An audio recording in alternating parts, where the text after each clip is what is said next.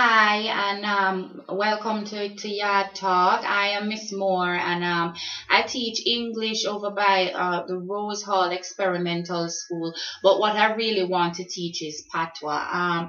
You'd never believe what I had to go through to get the blackboard. Apparently, all the children have iPads now.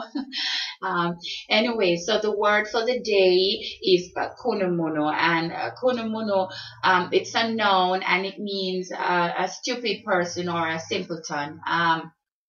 To use it in a sentence, you could say she start tell people say she go foreign before she even get the visa like a real konomono. And you can go further to conjugate konomono and say she was acting konomono-ish, or you could say that she come from a long line of konomono and mama was a konomono before her and she born when her mama gonna market. And born when her mama gonna market is a related phrase to konomono, and so such as, and also is dopibat, and it's not a nice word to use to describe people, but there are a lot of kunomonos around, and I have dated most of them. So there you have it, the word for the day on Yaad Talk, kunomono, and I am Miss Moore. Thanks.